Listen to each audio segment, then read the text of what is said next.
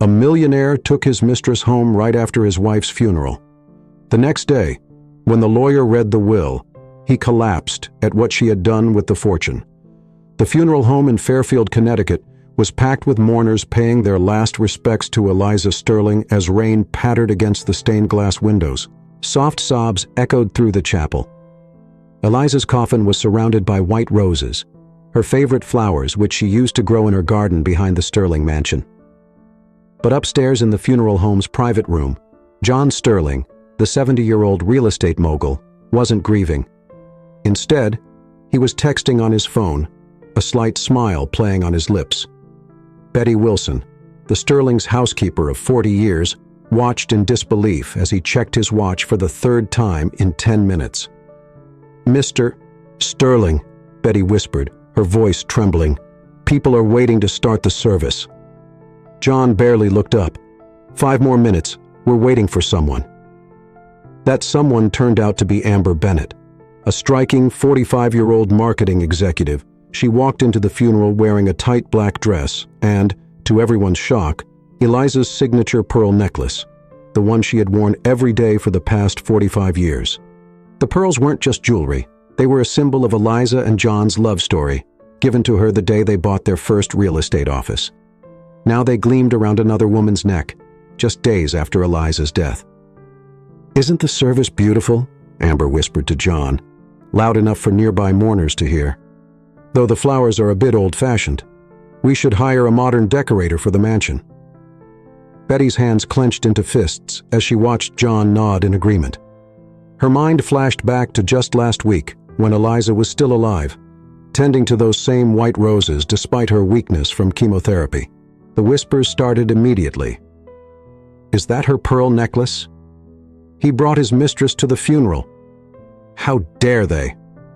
But the real shock came after the service. While mourners were still wiping their tears, John announced he was hosting an intimate gathering at the Sterling mansion. When the first guests arrived, they found Amber already there in Eliza's closet. "These old dresses need to go," Amber declared, throwing Eliza's carefully preserved clothes into boxes.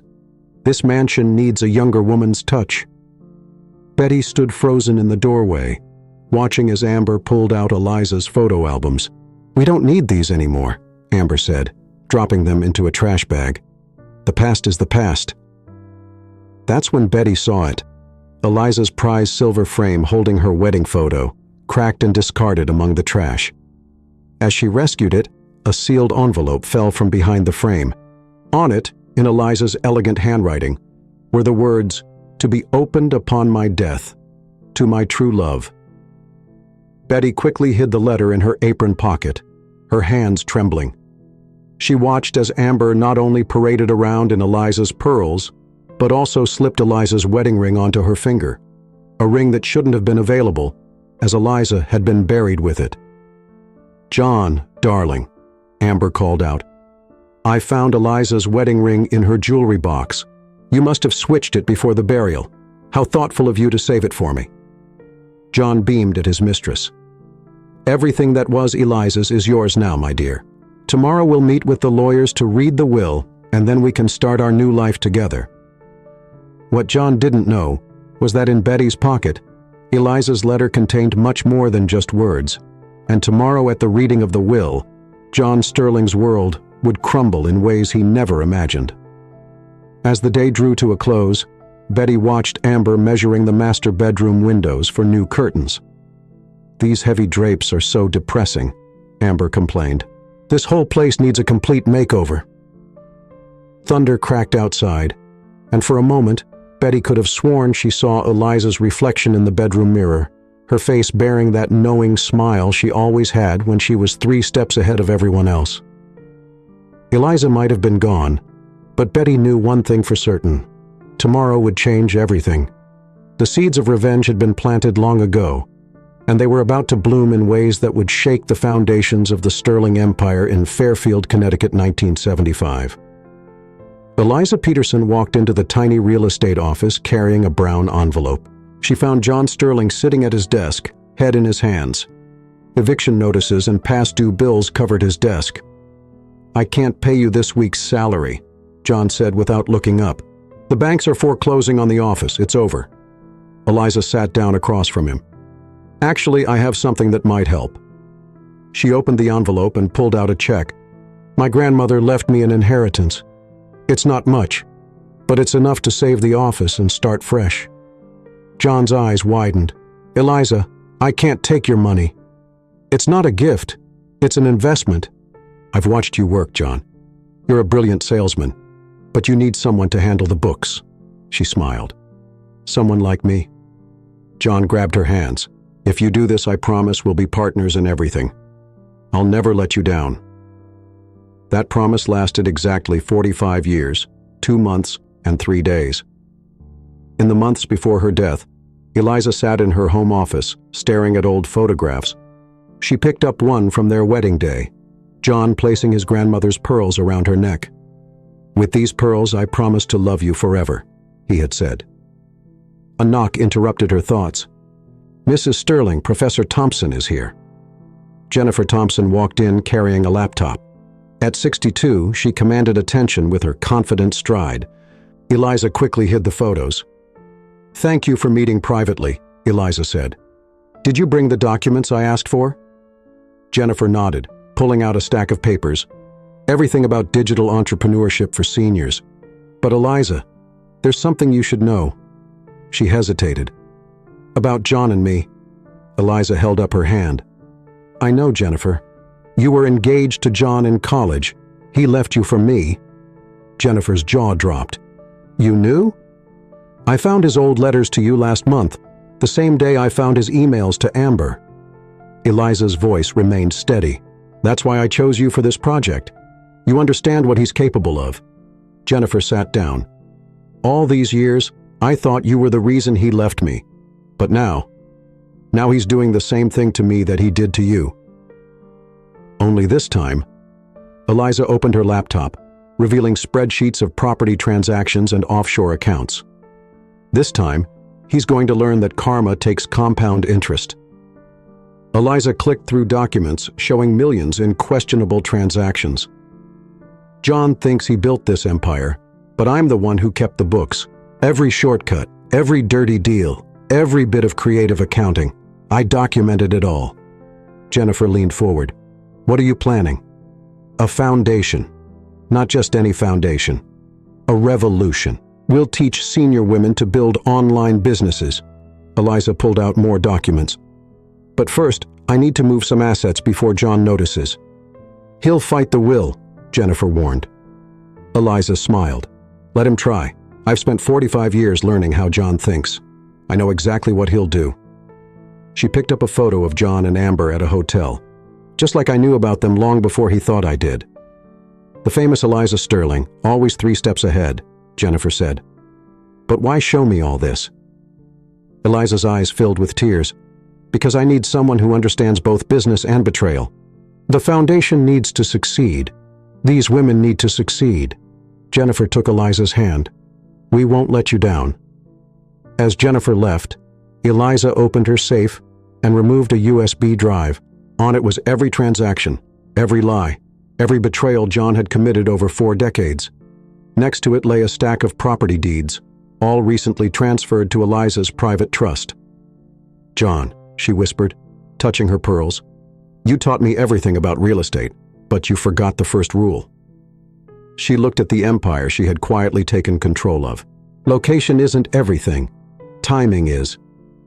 Tomorrow John would bring Amber home after the funeral, but Eliza had already ensured that home had a very different meaning than he thought. Mrs. Sterling, you might want to sit down for this. Dr. Roberts held the test results in his hands. The hospital room felt smaller than usual. Eliza sat straight in her chair. How long? 6 months, maybe 8 with aggressive treatment. Eliza nodded, her face composed. And without treatment? 3 months at most. She opened her calendar app. That's all I need. On her way home, Eliza stopped at the office to pick up some files. The building was empty. Everyone had left for the day. As she sat at her computer to check one last email, a notification popped up. John had forgotten to log out of his account again. The first email she saw was from Amber. Can't wait until she's gone. I've already picked out new furniture for our bedroom." Eliza clicked through more messages. There were photos of John and Amber in Hawaii during the week he'd claimed to be at a real estate convention. Hotel receipts. Plans for their future together. "Our time is coming," John had written. "The old lady won't last much longer."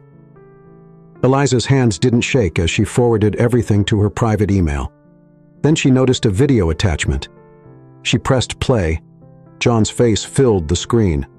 He was in their bedroom, with Amber. "Once Eliza's gone, everything in this house is yours," he promised, kissing Amber. "I never loved her like I love you." A knock at the door made Eliza quickly close the laptop. Grace Wilson, a nurse in her 60s, stood in the doorway.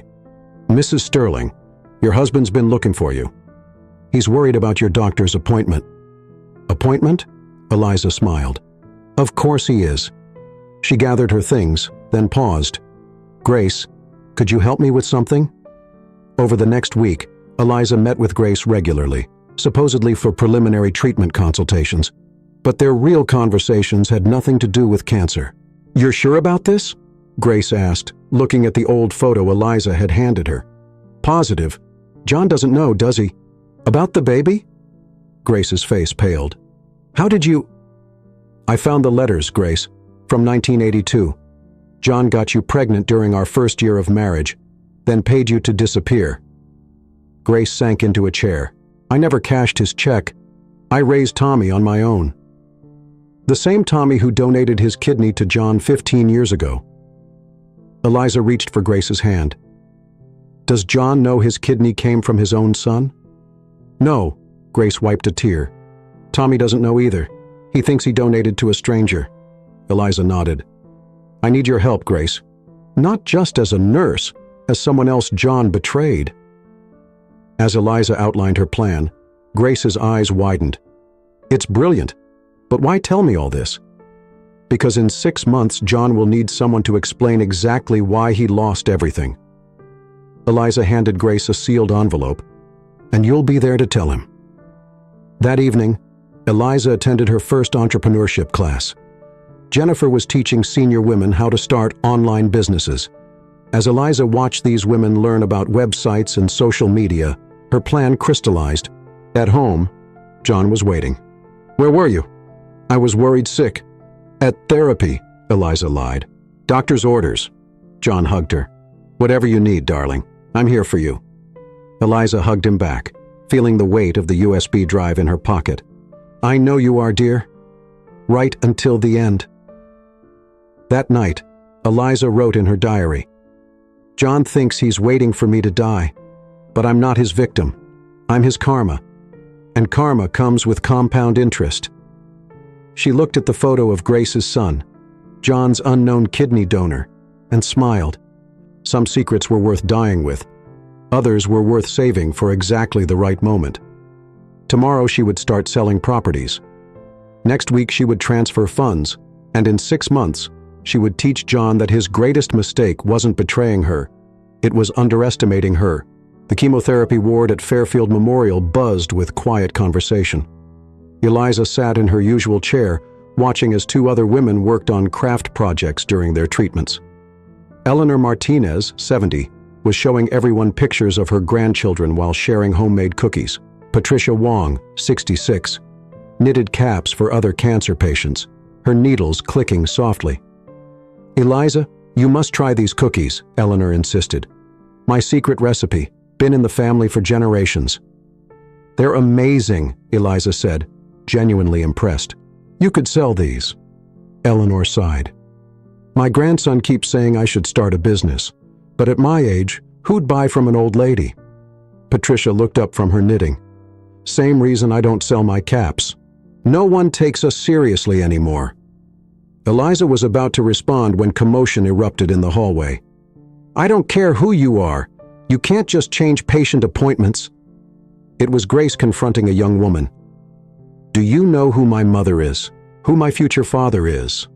The girl waved a phone. "John Sterling is about to marry my mom, so you better get used to taking orders from me." Eliza sat up straighter. This must be Ashley, Amber's daughter. Later that afternoon, Eliza returned home to find Ashley in her study, rifling through her desk. "Can I help you?" Eliza asked. Ashley jumped. "Mom said I could look around. This will be her office soon anyway." "I see." Eliza noticed her photo albums scattered on the floor. "Those were private." "We're private? Mom says everything here will be ours soon." Ashley picked up a photo. "Who's this man with John?" Eliza took the photo. It showed John with James Bennett, Amber's father from 20 years ago. Just an old business partner. "Mom never talks about my grandfather," Ashley said, suddenly interested. "She says he abandoned her." "Is that what she told you?" Eliza sat down. "Your grandfather didn't abandon anyone. John ruined him." Ashley froze. "What?" James Bennett was John's partner. They built housing developments together. But when James discovered John was cutting corners on safety, he threatened to report it. Eliza opened her desk drawer. Instead, John framed him for fraud. James lost everything. "You're lying," Ashley said, but her voice wavered. "Am I? Ask your mother why she really wants to marry John. Ask her about Project Sunrise from 2003. Before Ashley could respond, Amber burst into the study. "Ashley, what are you doing talking to her?" "Mom, who was Grandpa James?" Amber's face paled. "That's none of your business. Come on, we're leaving." "Actually," Eliza said, "I think it is her business. Just like the real reason you're marrying John." Amber grabbed Ashley's arm. "We're done here." After they left, Eliza's phone rang. It was Catherine Lewis, her old college roommate. "Eliza, I found those recordings you asked about, the ones from John's office. You still have them?" "All of them? Including the conversation where he planned James Bennett's downfall?" Catherine paused. "But there's more. I found something about Amber. She's been recording John, too." Eliza smiled. "Of course she has. She's her father's daughter." "Eliza, these recordings, they could ruin everyone." "That's the point, Catherine. Sometimes you have to burn everything down to build something better." That evening, Eliza met Eleanor and Patricia at a coffee shop. "A business course?" Eleanor asked skeptically. "At our age? Why not?" Eliza showed them Jennifer's course outline. "We have experience, skills, stories to tell. Why shouldn't we profit from them?" Patricia touched one of her knitted caps. "You really think people would buy these?" "I know they would." Eliza pulled out her laptop. "Let me show you something." As she explained Jennifer's digital entrepreneurship program, Eliza watched their eyes light up. These women had spent decades being underestimated, just like her. Her phone buzzed, a text from Grace. Ashley was asking about her grandfather at the hospital today. She seemed shaken. Eliza replied, "The truth has a way of shaking things up." Another message popped up from Betty. "Mrs. Sterling, Ashley's been crying in her car outside the mansion for an hour. Should I check on her?" "No," Eliza wrote back. "Let her process. Sometimes the best revenge is letting people discover the truth on their own." Eliza looked at Eleanor and Patricia, now excitedly discussing business ideas. Soon they would be part of something bigger than revenge. They would be part of her legacy. A legacy built not on destroying John, but on empowering the very people he had underestimated, starting with his future stepdaughter. Jennifer's classroom at the community college was filled with women over 60, all focused on their laptop screens.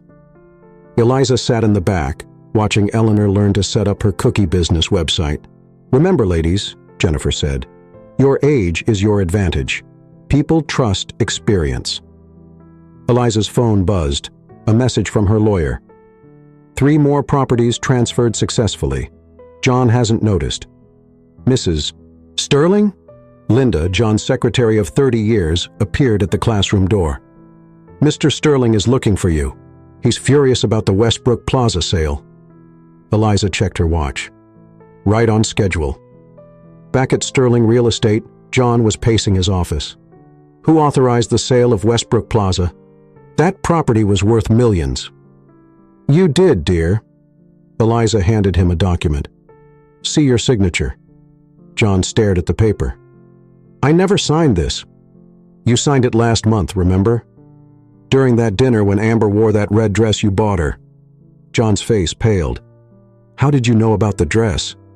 The same way I know about the house you bought her in Miami. Eliza smiled. I know everything, John. Before he could respond, his assistant rushed in. Sir, Thompson Construction is pulling out of all projects. They say they received proof of unsafe building materials. What? That's impossible. Oh, and the Jensen account.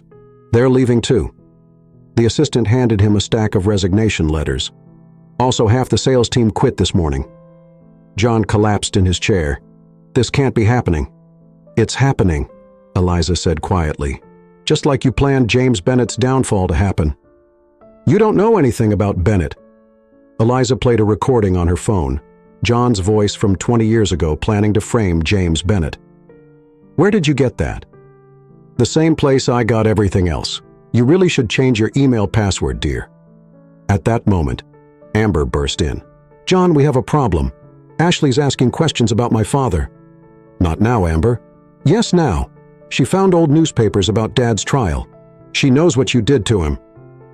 Eliza watched them argue, then slipped out. In the hallway, she met Jennifer.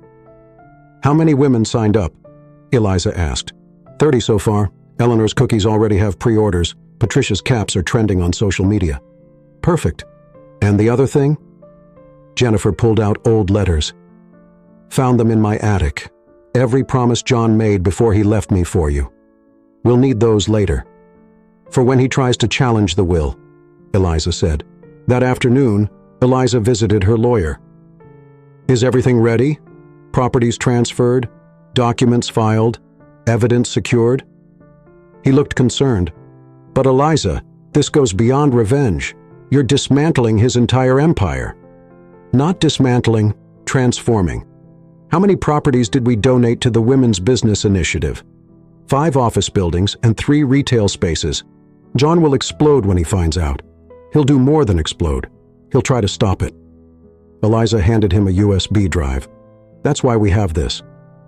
Later at the hospital, Grace updated Eliza on another part of the plan. Tommy asked about his father again, Grace said.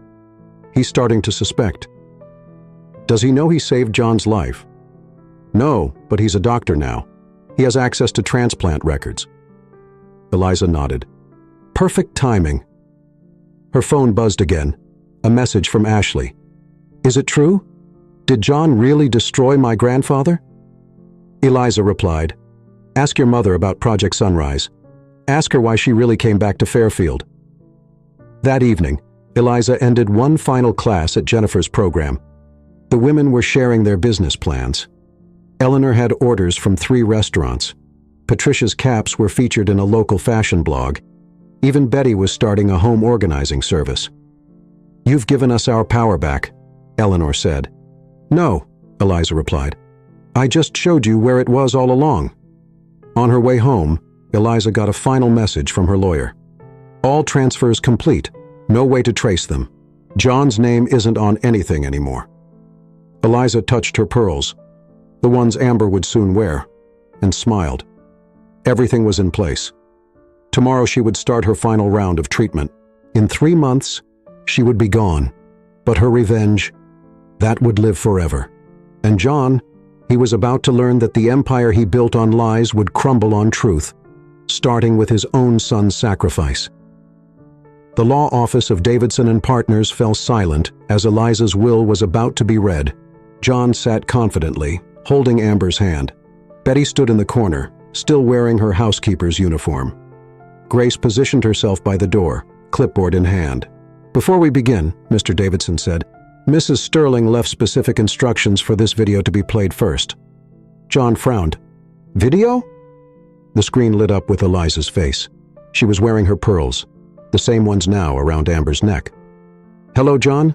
If you're watching this, I'm gone, and you've probably already moved Amber into our home. Eliza's recorded voice was steady. But let's talk about home, shall we? And about empires built on lies. John's smile faded. First, Eliza continued, the Sterling real estate empire. I've spent the last 6 months transferring properties out of the company, all legally, all with your signature. Remember those documents you signed while having dinner with Amber?" John's face went white. 75% of our properties have been sold. The proceeds created Eliza Sterling Foundation for Women's Entrepreneurship. The remaining properties were donated to the foundation directly. "She can't do this." John jumped up. "Oh, but I did," Eliza's recording continued. "Everything was in my name.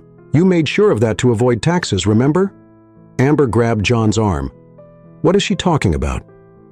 "Now about those building code violations you covered up," Eliza continued, "and the fraudulent loans, and poor James Bennett, Amber's father, whom you framed for your own crimes."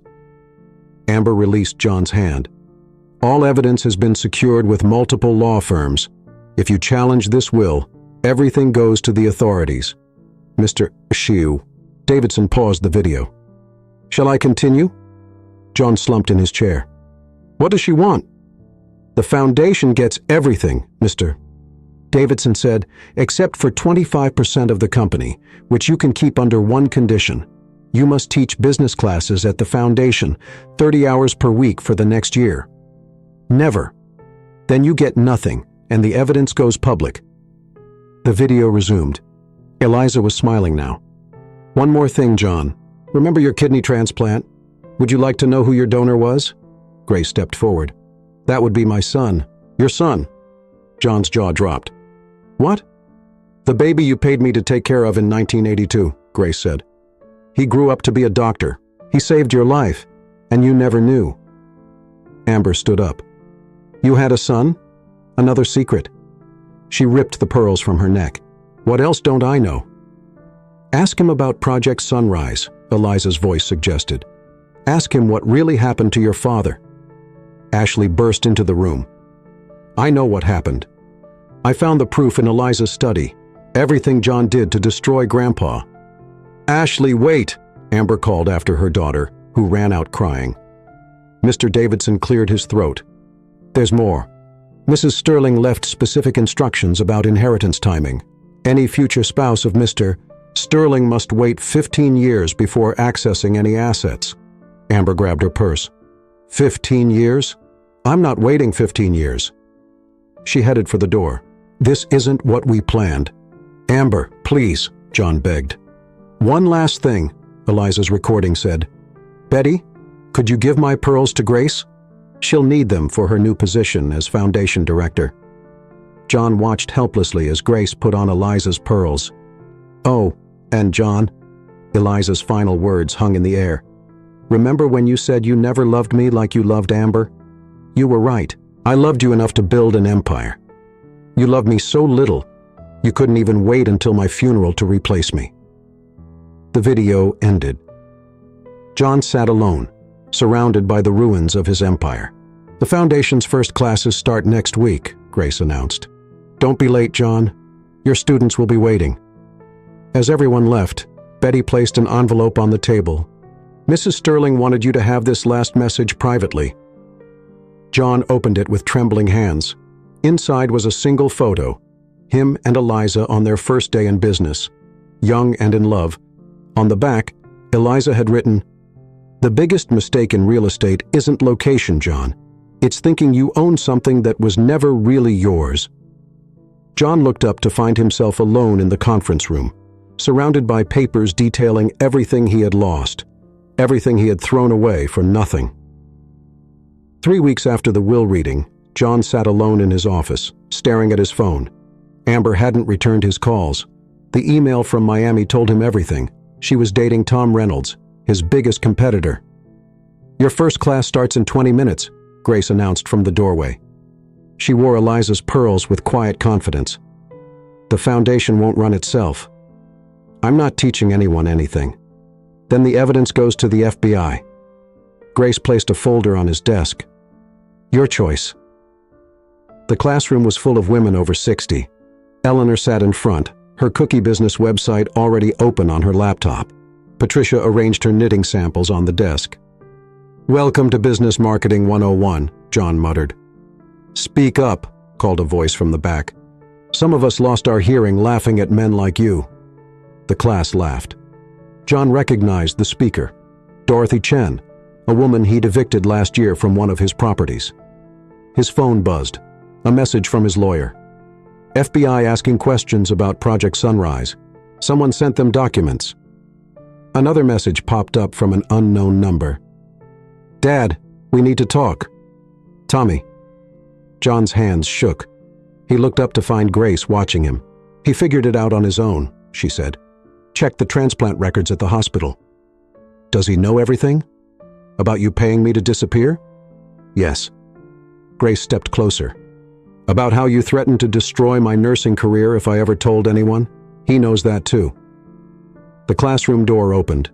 Tommy walked in, tall, confident, wearing a doctor's coat. John saw his own eyes looking back at him. Class dismissed, Grace announced. Except you, John. You need to hear this. As the students filed out, Tommy sat down. So you're the man who abandoned my mother. I was young. I made mistakes. Say it. Tommy pulled out hospital records. I'm also the man who saved your life. Match was almost perfect, wasn't it? Funny how genetics work. Tommy, I can explain. Explain what? How you made my mother disappear? Or how you never once asked about your son in 40 years? Grace stood by the door, watching. I have a trust fund, John offered. I can make this right. Make it right? Tommy laughed. Eliza already did that. She left me controlling interest in the medical center you're building. The one you cut corners on. John's phone buzzed again. His lawyer. SEC investigating offshore accounts. Eliza's evidence is overwhelming. She planned everything, John whispered. Yes, she did. Grace stepped forward. Eliza made sure Tommy would control the medical center. She made sure I'd run the foundation. And she made sure you'd lose everything that mattered. I still have 25% of the company, John said desperately. About that, Tommy pulled out more papers. Those building code violations you covered up, they're my responsibility now as chief of staff. I have to report them. You wouldn't... Watch me. Tommy stood. You know what's interesting? When I donated my kidney, I thought I was helping a stranger. Turns out I was saving the man who threw my mother away like trash. John's phone kept buzzing. Messages from his lawyers, the FBI, the SEC. His empire was crumbling. One more thing, Tommy said at the door. Ashley came to see me at the hospital. She needed someone to talk to about fathers who disappoint their children. We're having dinner tonight, your daughter and your son. Isn't karma interesting? After they left, John opened his email. Amber had sent a photo. She and Tom Reynolds on his yacht in Miami. Thanks for the introduction, she wrote. Tom's properties are all legitimate, unlike yours. John reached for the bottom drawer where he used to keep his whiskey. Instead, he found a note in Eliza's handwriting. The worst prison isn't built with bars, John. It's built with consequences. His phone buzzed one final time. The message was simple. Mr. Sterling, this is the FBI. We need to talk about Project Sunrise. John looked out his office window at the foundation building next door. Through the window, he could see his former clients, now students, learning to build their own dreams, dreams that would rise from the ashes of his lies. And he had no choice but to watch it happen, one lesson at a time. 2 months into teaching at the foundation, John noticed something changing. His students weren't just learning, they were succeeding. Eleanor's cookies now sold in 5 states. Patricia's knitting patterns had gone viral on social media. Even Betty's home organizing business had a waiting list. Today we'll discuss online marketing, John announced to the class. No longer needing Grace's reminders to speak up. Dorothy Chen raised her hand. Like Eliza did with her secret website? John froze. What website? The one where she documented everything. Dorothy opened her laptop. She created it the day she found out about Amber. The class fell silent as Dorothy turned her screen around. There it was, a detailed timeline of John's betrayals dating back 40 years. Eliza was my best friend in college, Dorothy revealed, before you stole her from her fiancé. Remember him? James Bennett. John sat down hard. Eliza was engaged to Amber's father? Now he gets it. Dorothy smiled. James loved Eliza, but you offered her a bigger dream. Then you destroyed James when he threatened to expose your schemes. That's why Amber came back, John whispered. No, John. She's not James's revenge. She's Eliza's justice. After class, John found Grace waiting. Time for your meeting with Tommy. The hospital cafeteria was quiet. Tommy sat with Ashley, both looking at old photographs. Dad used to take me here, Ashley said, before he disappeared. Before Mom married that rich guy in Miami. My mom worked double shifts here, Tommy replied. Single mother raising a doctor. John approached their table. Tommy, Ashley, John and they said together, neither using Dad. I've been thinking, John said, about making things right. Little late for that, Tommy answered. Maybe not. John pulled out papers. I'm signing over my remaining shares of the company to each of you. Ashley looked up. Why? Because Eliza was right about everything, John's voice cracked. I spent my life building an empire of lies. Maybe you two can build something better. Like what? Tommy asked. Like turning that medical center into something that actually helps people. No corner cutting, no lies. And what about you? Ashley demanded. I'll keep teaching these women. They remind me of Eliza when we started. Determined, smart, better than me. Dorothy appeared at their table. Speaking of Eliza, there's something you should know. She handed John an old engagement photo. Eliza and James Bennett, young and smiling.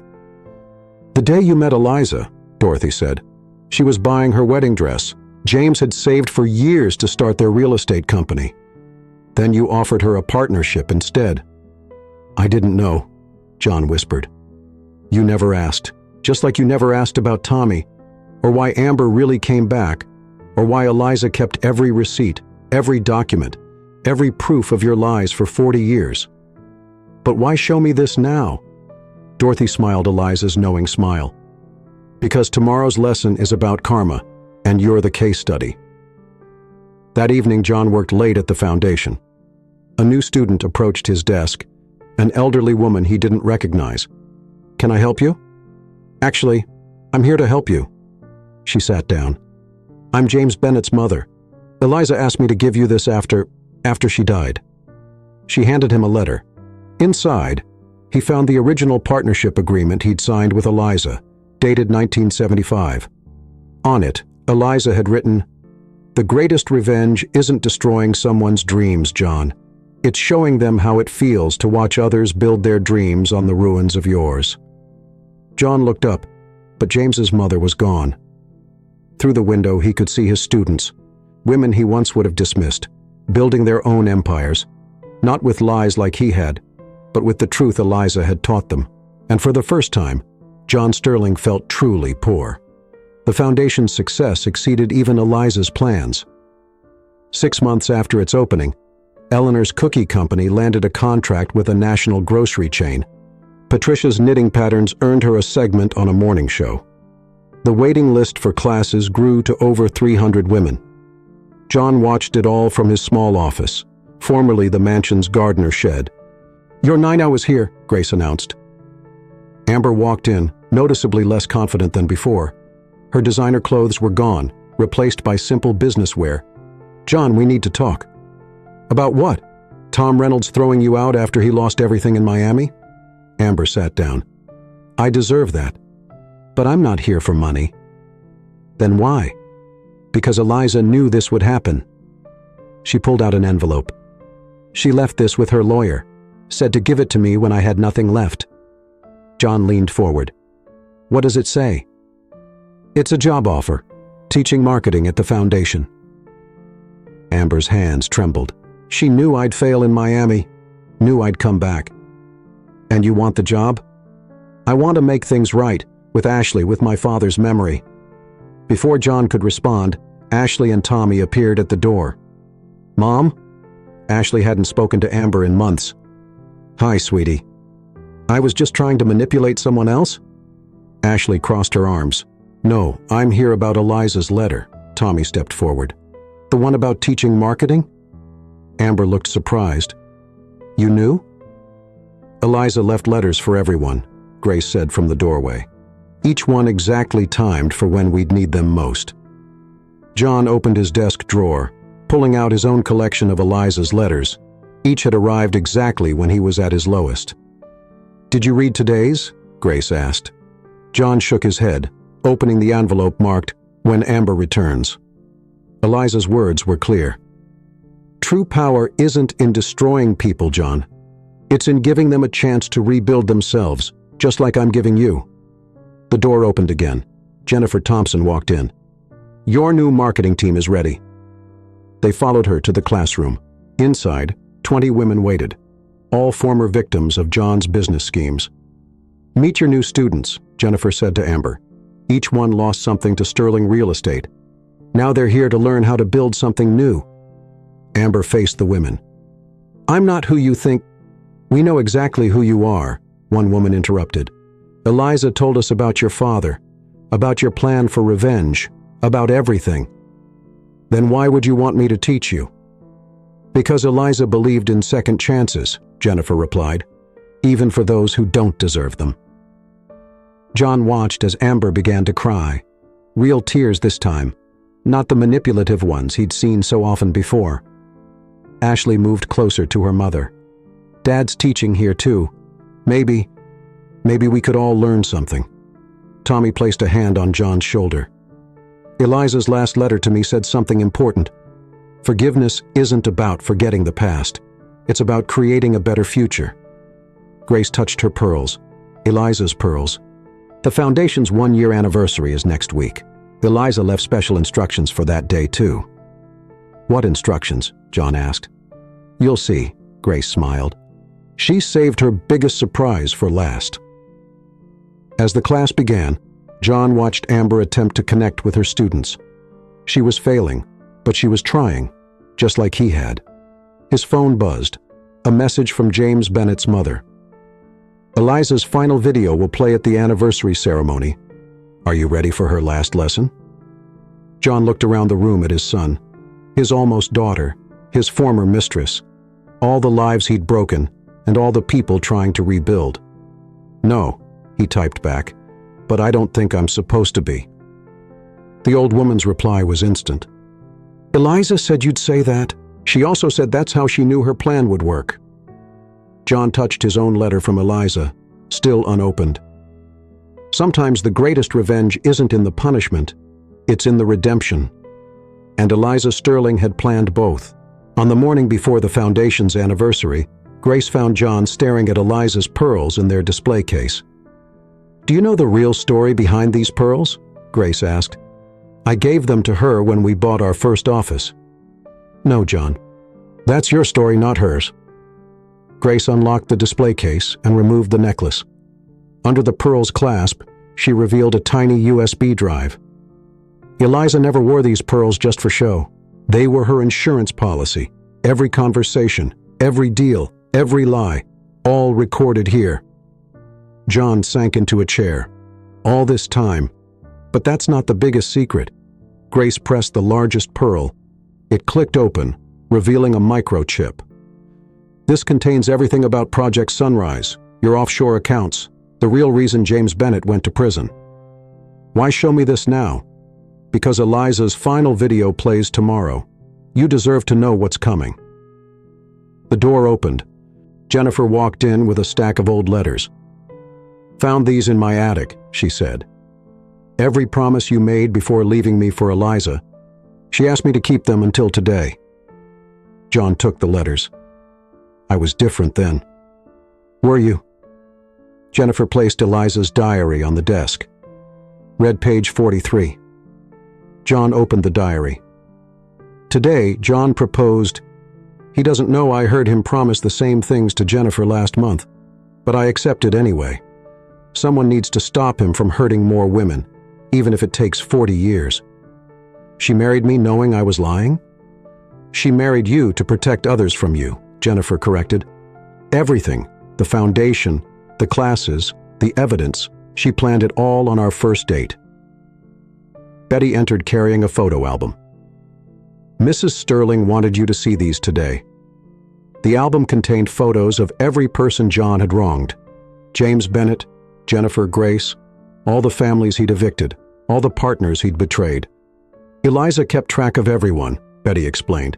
She helped them secretly for years, paid for Grace's nursing school, funded Jennifer's teaching degree, supported James Bennett's mother after he went to prison. Tommy and Ashley arrived next, carrying boxes of documents. "Found these at Mom's place in Miami," Ashley said. "Amber kept records too. Not just of your lies, of her own." Tommy opened a file. Turns out Amber was working with Eliza for the past year. Every record, every confession, all part of the plan, Amber said from the doorway. "Eliza reached out to me 6 months before she died, showed me proof that you framed my father, offered me a choice, help expose you or go down with you." John looked around the room. "You were all part of this?" "Eliza brought us together," Grace said. "Everyone you hurt, everyone you betrayed. She gave us all a choice, revenge or redemption. Which did you choose? Look around, John." Grace gestured at the foundation. "What do you think?" John's phone buzzed, a message from James Bennett's mother. "Ready for tomorrow's video. Eliza saved her biggest truth for last." Another message arrived from Eliza's old email account, scheduled months ago. "The pearls weren't just jewelry, John. They were a key. Tomorrow they unlock everything." Dorothy entered last, carrying a final letter. "Eliza wrote this the day she died," Dorothy said. "It explains why she forgave you, why she chose redemption over destruction." John opened it with trembling hands. "Dear John, I could have destroyed you with a single pearl's worth of evidence. Instead, I built something better from your lies. Tomorrow you'll understand why the pearls you gave me, thinking they were a chain, became the key to everyone's freedom, including yours. Love always, Eliza." Grace placed the pearls back in their case. Tomorrow during Eliza's video, these pearls tell their final story. What story? The one about a woman who turned 40 years of lies into a lifetime of truth. Grace smiled. "Eliza's last lesson starts in 12 hours. Are you ready to learn?" John looked at the faces around him, all people he'd wronged, all transformed by Eliza's plan. Tomorrow her final video would play. Tomorrow the pearls would reveal their last secret. Tomorrow John Sterling would learn Eliza's greatest lesson. And for the first time in 40 years, he was afraid of the truth. The Foundation's auditorium was packed for the one-year anniversary celebration. 100 successful graduates sat in the front rows. Eleanor's cookies were served at every table. Patricia's knitted scarves decorated each chair. John sat in the back watching as Grace approached the podium, wearing Eliza's pearls. "Welcome to our first graduation ceremony," Grace began. "But before we celebrate our graduates, Eliza left us a final message." The lights dimmed. Eliza's face appeared on the screen, vibrant and smiling, recorded just days before her death. "Hello, my dear students," Eliza began. "If you're watching this, our foundation has succeeded beyond my hopes, but there's one final lesson to learn, about love, about forgiveness, about the true meaning of legacy." The screen split to show surveillance footage. John bringing Amber home after the funeral, wearing Eliza's pearls. "John, dear, I knew about Amber long before you thought I did, just like I knew about every betrayal, every lie, every scheme. The pearls you gave me recorded everything." The audience gasped as Grace removed the necklace, revealing its hidden technology. "But here's what you never knew," Eliza continued. "I didn't do this for revenge. I did it for love. Not just love for you, but for every person you hurt. For James Bennett, who loved me first. For Jennifer, who you abandoned. For Grace and Tommy, who you denied. For all the families you displaced." The screen showed images of the Foundation's graduates launching their businesses, supporting their families, rebuilding their lives. This foundation isn't just about teaching business. It's about turning pain into purpose. Your lies became their lessons. Your betrayals became their beginnings. Eliza's face softened. "And now my final surprise. Grace, would you open the pearl?" Grace twisted the center pearl. Inside was a small key. "In the mansion's basement," Eliza continued, Behind the old wine rack, there's a safe. This key opens it. Tommy and Ashley rushed to retrieve its contents. They returned carrying a stack of documents. These papers prove James Bennett's innocence, Eliza explained. They also protect everyone in this room from any legal repercussions for their part in my plan. The FBI has copies. Your empire wasn't just transferred, John. It was transformed. Legally, permanently, completely. The screen split again, showing the Foundation's success stories. Eleanor's cookies are now in stores nationwide. Patricia's designs are featured in fashion magazines. Every woman in this room has built something beautiful from the ashes of your deceptions. Eliza's eyes filled with tears. But my greatest hope wasn't their success. It was your redemption, John. These past months teaching here, you've changed. You've learned. You've grown. The screen showed clips of John teaching, genuinely helping his students. So here's your graduation present. Forgiveness, not just from me, but from everyone you've wronged. They each made that choice themselves, inspired by what we've built here. The audience stood one by one, led by Grace. They turned to face John. "We forgive you," they said in unison. Eliza's voice continued. "The pearls are yours now, John, not as a reminder of your lies, but as a symbol of your transformation. Grace will give them to you after this video. They no longer contain evidence, just the power to record new truths." John wiped his eyes as Grace approached with the necklace. "And one last thing," Eliza said. "James Bennett is here today." The back door opened. James Bennett, older but standing tall, walked in. "Hello, John," he said. "Eliza asked me to come. Said something about closing circles and opening hearts." Eliza's final words filled the room. "Love isn't about possession, John. It's about purpose. I loved you enough to stop you from hurting others, loved you enough to help you change, and loved you enough to show you that true wealth isn't in what we own, but in what we give away." The screen went dark. In the silence, John stood holding Eliza's pearls. "I don't deserve these," he said. "No," Grace replied, "but you've earned the chance to become someone who does." The graduates applauded as John walked to the podium, pearls in hand. His redemption story was just beginning, and Eliza's legacy would ensure he got it right this time. 1 year after Eliza's final video, the Sterling Mansion transformed into something she never could have imagined. The grand entrance hall, once a testament to John's ego, now hosted a bustling community center. Eleanor's Cookie Company occupied the former ballroom, filling the air with the scent of fresh-baked dreams. Patricia's knitting workshop took over the sunroom, where women learned to turn crafts into profits. John lived in the gardener's cottage, teaching daily classes in the same rooms where he once plotted his schemes. His greatest joy came from watching his students succeed, particularly Dorothy Chen, who turned her eviction story into a housing advocacy program that helped hundreds of families. "Your 9 now is waiting," Grace announced one morning. John looked up to find James Bennett in his doorway. "Thought we should talk," James said. "About Eliza. About everything." They walked through the foundation halls, watching women learn, grow, and build their futures. "She loved you first," John said. "No," James replied. "She loved what you could become. Even back then, she saw something in you worth saving." They reached Eliza's garden, now maintained by a graduate who'd turned her landscaping hobby into a thriving business. "Amber's doing well," James mentioned. "Her marketing classes are the most popular in the program." John nodded. After Eliza's video, Amber had dedicated herself to the foundation, working to restore her father's name and rebuild her relationship with Ashley. Tommy appeared in the garden wearing his doctor's coat. "Dad," he called to John, the first time he'd used that word. "We need your help with a new housing project."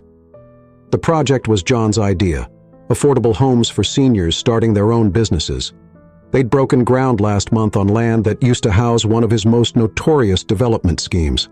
"First residents move in next week," Tommy continued. "Thought you might want to help welcome them." Inside, the mansion buzzed with activity. Betty's organizing business had expanded to help other women declutter their lives and start fresh. She'd written a book about it, dedicated to Eliza. Grace still wore the pearls, but they held new meaning now. Each pearl represented a woman who'd graduated from the program and started her own business. They'd added 3 strands so far. "Special delivery," called Eleanor, bringing in boxes of cookies. Her company now employed 15 other foundation graduates. "These are for the anniversary celebration." The foundation's second anniversary celebration would be different from the first. No more secrets to reveal, no more pain to transform, just success stories to share and new dreams to build. Ashley burst in excited. Mom's group just landed their first major client.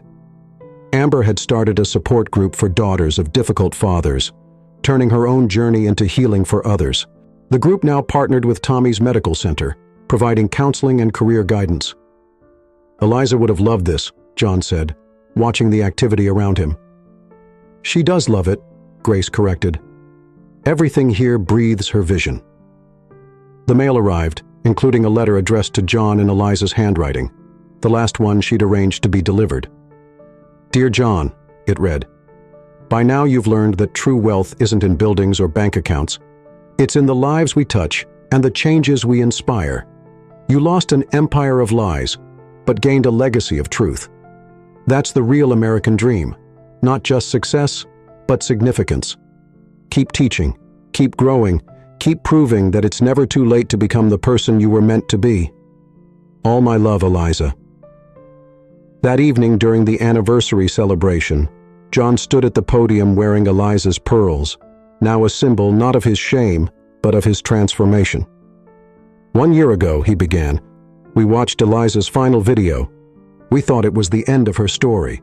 We were wrong. It was just the beginning." The audience, graduates, students, family members, filled every seat. "Eliza didn't just build a foundation," John continued. "She built a future, not just for you, but for me. She taught me that true power isn't in taking, but in giving. Not in destroying dreams, but in helping them grow." James Bennett stood beside him. Their old enmity transformed into shared purpose. Tommy and Ashley sat together, their unlikely sibling bond a testament to Eliza's vision of healing. Amber watched from the back, her marketing students surrounding her with love she'd never expected to deserve. "Today we're launching the Eliza Sterling Scholarship," John announced, "funded by the sale of my remaining properties.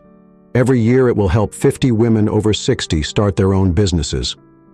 Grace joined him at the podium, her pearls gleaming. "And we're expanding. 5 new locations across the country. Eliza's legacy is going national." The celebration continued into the evening. Eleanor's cookies were served on plates painted by another graduate. Patricia's scarves wrapped around shoulders that stood straighter now, prouder. Betty organized the event with her trademark efficiency, her best-selling book displayed at every table. In the garden under the stars, John sat on Eliza's favorite bench. The medical center gleamed in the distance, its ethical practices a stark contrast to his former methods. The new housing project rose beyond it, each home a promise of fresh starts. "You did good, Eliza," he whispered. "You turned a man who destroyed dreams into someone who helps build them." A shooting star streaked across the sky. John touched the pearls around his neck. No longer a chain of evidence, but a rosary of redemption. Inside, the mansion hummed with possibility. Women who society had overlooked were building empires of their own. Not of glass and steel, but of courage and hope. Eliza's garden bloomed with roses she'd planted, their fragrance carrying her final lesson on the evening breeze. True love transforms, true power liberates, and true wealth multiplies when shared. The American dream hadn't died with Eliza Sterling. She just reinvented it, one pearl of wisdom at a time. And in the end, that was her greatest revenge of Al.